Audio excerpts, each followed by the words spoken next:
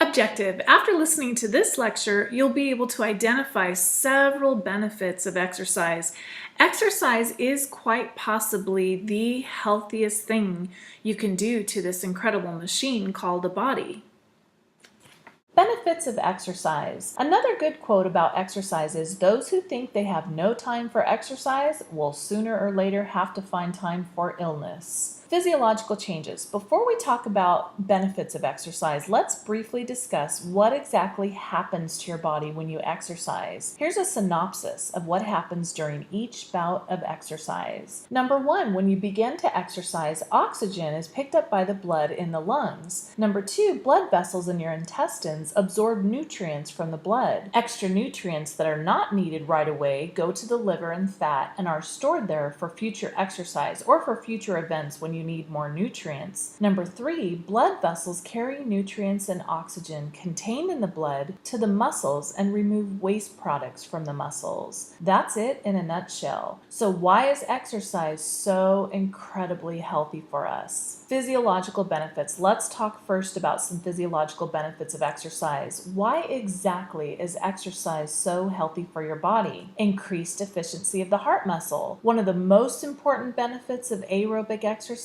is that it strengthens your heart by increasing its efficiency. So aerobic exercise is the best type of exercise to improve the first component of fitness that we talked about, cardiorespiratory endurance. Stroke volume refers to the amount of blood that the heart is able to pump out with each beat. Cardiac output is the amount of blood that your heart is able to pump within a 1-minute count. Exercise increases stroke volume, which thereby increases cardiac output. So your heart becomes stronger because it's able to pump out more blood. Having a strong heart is way more important than having strong biceps or triceps or any other muscle in your body. Decreased resting heart rate. Because your heart becomes stronger and is able to pump out more blood with each beat, it doesn't have to work as hard, meaning it doesn't have to beat as many times because of the increased efficiency of the heart. So those who exercise on a regular and consistent basis usually have a lower heart rate. The average resting heart rate for most people is between 60 and 80. Elite athletes have been known to have heart rates as low as 40 beats per minute. Decreased blood pressure.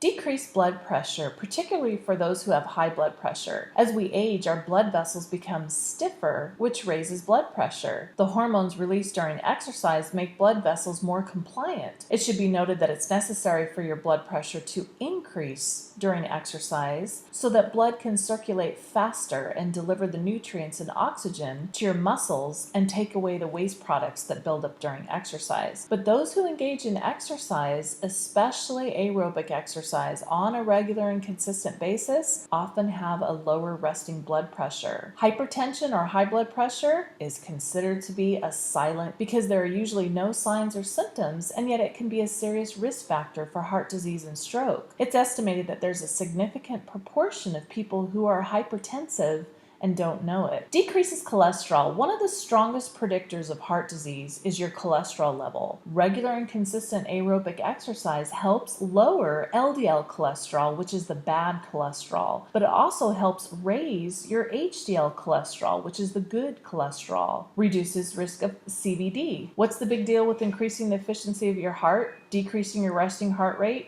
decreasing and or maintaining a healthy blood pressure, and decreasing and or maintaining a healthy cholesterol level? Well, all of these benefits decrease your risk for the top killer in the United States, which is cardiovascular disease or CVD. Cardiovascular disease is the #1 killer by far for Americans. And in case you're thinking I'm too young for cardiovascular disease, this doesn't apply to me, we're seeing the beginning stages of heart disease in children as young as 4 years old in the United States. Better quality of sleep.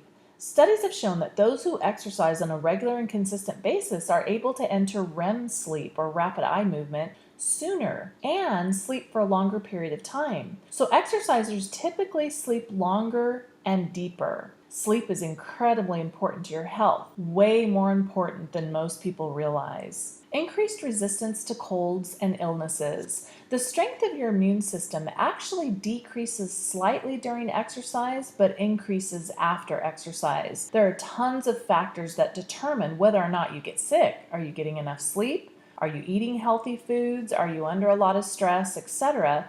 but your activity level is also an incredibly important factor. Decreased percent body fat. Those with more muscles on their body from strength training and those who exercise aerobically use more fat stores for energy at rest than sedentary people. Weight control. Similarly, exercise helps tremendously in the age-old problem of controlling our weight. Several studies indicate that people who exercise on a regular and consistent basis are able to maintain a healthy weight much better than sedentary or inactive people. Study after study indicates that the single greatest predictor of those who are successful at not regaining lost weight is whether or not they exercised. Results of some studies indicate that people who diet lose more weight than those who diet and exercise, but the weight typically comes back on the people who diet only. Exercise, both aerobic and anaerobic, maintains weight loss. Anaerobic exercise, specifically strength training, prevents muscle loss. Remember that oxygen is the predominant source of energy for aerobic exercise. Your body is unable to use fat without oxygen, so fat is broken down and used for energy during aerobic exercise because aerobic exercise uses oxygen. During the first 15 minutes or so of exercising aerobically, your body uses a lot of glucose, which is stored carbohydrates. But after about 15 minutes of a continuous rhythmic movement, your body starts to use mostly fat. Strengthens bones, muscles, and joints. Studies indicate that people who exercise aerobically and anaerobically, again specifically strength training, have healthier and stronger bones, muscles, and joints, which results in better posture. We hear so much about drinking enough milk or getting enough calcium in order to prevent osteoporosis, which is a disease that results in weakening of the bones, but calcium is not absorbed very well in a sedentary person or an inactive person. One of the most significant factors affecting your bone density is whether or not you exercise on a regular and consistent basis. So exercise is just as important as calcium in terms of preventing osteoporosis.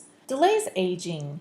People who are physically active throughout their lives tend to age much slower than sedentary or inactive people. As I mentioned before, strength training prevents muscle loss. If it's possible to lose half a pound of muscle every year after the age of 25, imagine how much muscle that's left by the time we're 75 if the muscles have not been sufficiently worked. Have you noticed that elderly people have very little muscle tone and are soft to the touch? Another important benefit of physical activity with regards to the elderly is that it's strongly correlated with those who don't fall down. Falling among elderly is actually a major problem. As a doctoral student, I was involved with a research study in Illinois assessing factors associated with elderly who would fall. Physical activity was the single strongest predictor of those who didn't fall. So the elderly who were not active and sat on the couch for the entire day had many more problems with falling down and hurting themselves. Increased longevity. If exercise decreases rate of aging, then it's no surprise that exercise increases longevity. Study after study clearly shows that those who are physically active throughout their life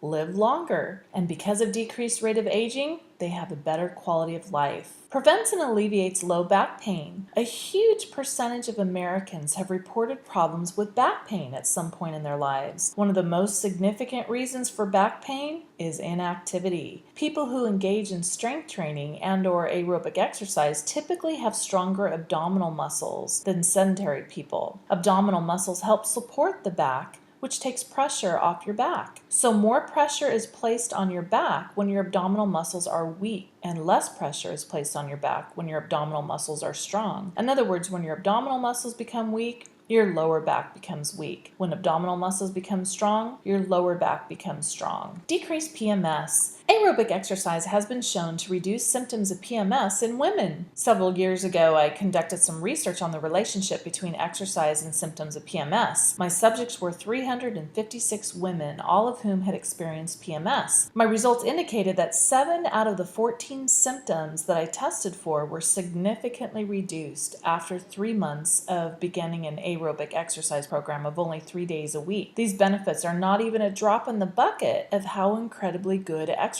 is for you. There are a gazillion more benefits. These are just to give you an idea of how incredibly healthy exercise is for your body. Psychological benefits. So exercise is most definitely healthy for our bodies, but what about our minds? Numerous studies have shown that exercise is an incredibly effective way to treat emotional problems.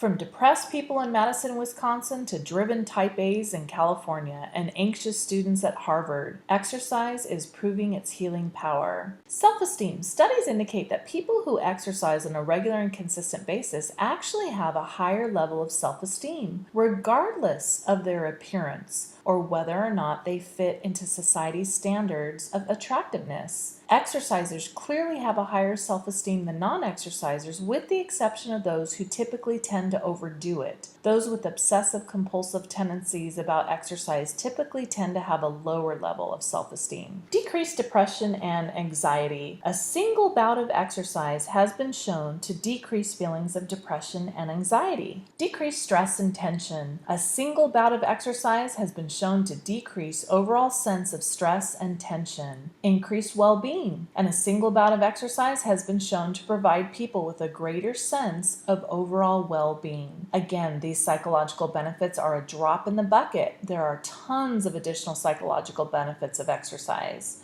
Behavioral benefits. In addition to physiological and psychological benefits, exercise has been shown to be correlated with the following behavioral benefits. Decreased alcohol consumption. Studies have shown that people who exercise on a regular and consistent basis tend to drink less. This may be due to the fact that those who exercise typically tend to be more concerned with their health than sedentary or inactive people. Decreased overeating. People who exercise regularly find that they can more easily give up overeating, which they had previously used to deal with stress. Overeating in response to stress is a fairly common problem. Exercising in response to stress instead of overeating is so much more effective. Increased alertness, ability, and attitude. Exercise programs that have been incorporated into the workplace have been shown to be related to increased alertness, feelings of competency, and improved attitudes at work. Key points. Exercise is quite possibly the healthiest thing you can do for this incredible machine called a body. There are physiological benefits, but also psychological and behavioral benefits to exercising on a regular and consistent basis. And that's it.